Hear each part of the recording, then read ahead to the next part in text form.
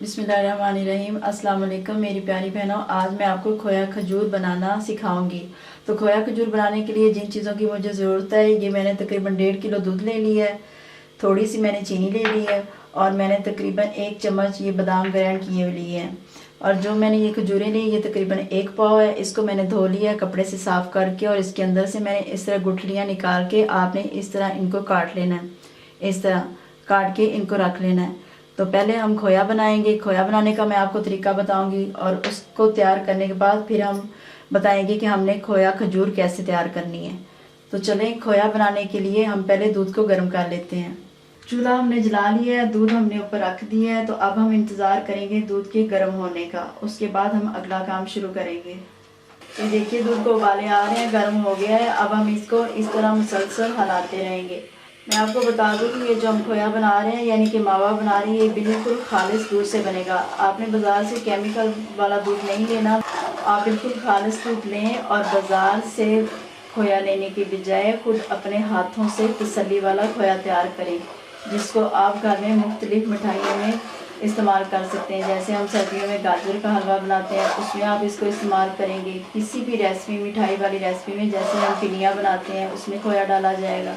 ये खोया जो मैं मावा बना रही हूँ, आपने ये बिल्कुल खालिश दूध से बनाना है और इसको छोड़ना बिल्कुल भी नहीं है।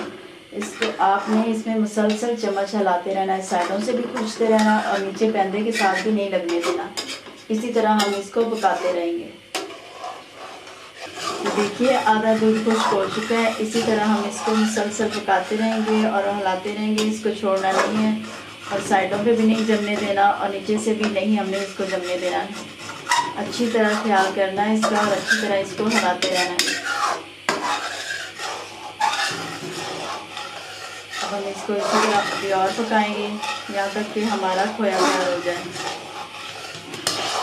ये देखिए इतना गाढ़ा दूध हो चुका है, खोया बनने के बिल्कुल करीब पहुँच गया है। हमने इसको 1 मिनट के लिए भी नहीं छोड़ना, वरना ये नीचे से जल जाएगा या साइडों पे लग के जल जाएगा।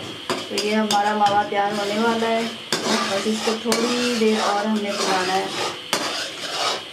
तो मैंने आपको बताया था, तो मैंने बनाई है खोया खजूर। अगर हमने किसी मिठाई वगैरह के लिए खोया बनाना है तो आप इसमें चीनी बिल्कुल ऐड नहीं करें और इसे इसी तरह निकाल के ठंडा कर लें और इस्तेमाल करें। लेकिन मैंने खजूर में डालना है, इसमें मैं हल्की सी चीनी डालूँगी। अगर आपका दिल चाहे तो आप डालें, ना चाहे तो ना डालें। और 1 चम्मच मैं इसमें बादाम भी डाल दूँगी। देखिए हम जल्दी से इसमें 1 चम्मच बादाम डाल लेंगे और 1 चम्मच चीनी डाल लेंगे बस। और अब हम इसको अच्छे तरीके से पकाते रहेंगे। आपने इसको मुसलसल हिलाते रहना, एक बार भी हाथ नहीं रखना।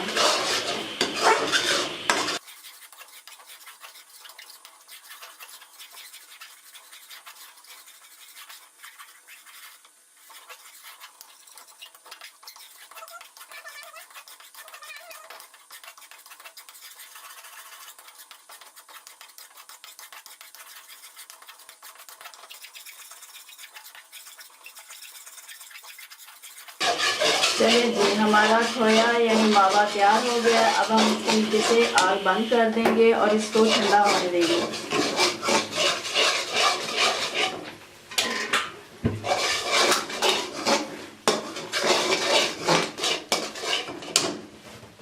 इसको हम उतार लेते हैं और इसको थोड़ी देर के लिए ठंडा होने देते हैं, फिर हम इसे खजूरों में लगा के आपको दिखाएंगे। तो मेरी प्यारी बहनों देखो, हमारे पास तकरीबन 1.5 किलो दूध था, तो उसका ये खोया तैयार हुआ है एक बड़ी प्याली भर के। इसे बनाने में हमें तकरीबन 45 मिनट लग गए थे। तो अब मैं आपको बताती हूँ कि हमने इसको कैसे खजूरों के अंदर फिल करना है। इस तरह आप ले लें, थोड़ा थोड़ा लेती जाएं और खजूरों के अंदर खोए को डालती जाएं और इसको इसी तरह बंद करके रखती जाएं। तो ये हमारी बहुत ही मज़े की खोया खजूर तैयार हो जाएगी। खुद भी खाएं, अपने बच्चों को खिलाएं। आपको पता है कि दूध में कितना ज़्यादा कैल्शियम होता है, तो उसको हमने अच्छे से बना लिया है, खोया तैयार कर लिया है। और खजूर में अल्लाह ताला ने इतनी ज़्यादा ताकत डाली है, इतनी शफा डाली हुई है कि इससे खून पैदा होता है।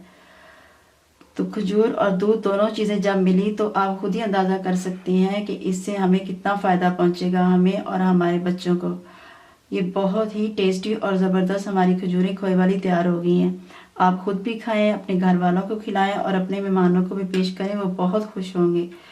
तो इस तरह करके हम सारी एक एक करके भर लेंगे।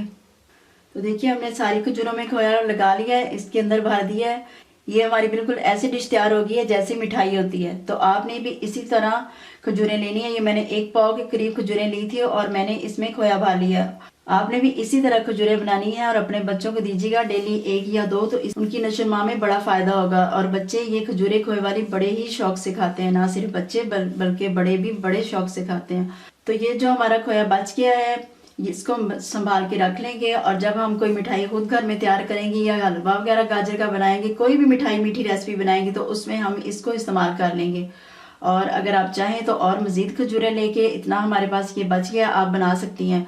इसी तरह खजूरें बनाएं, खुद भी खाएं, अपने बच्चों को खिलाएं। अगर हमारी ये रेसिपी आपको अच्छी लगी तो हमारी वीडियो को लाइक और शेयर ज़रूर कर लें और हमारे चैनल को सब्सक्राइब कर लें ताकि नई आने वाली वीडियो आप तक पहुंच सके। अपना ख्याल रखिएगा, इसको ट्राई करके ज़रूर बना के खाइएगा और हमें कमेंट्स में ज़रूर बताइएगा और हमें अपनी दुआओं में याद रखिएगा। अल्लाह हाफिज़।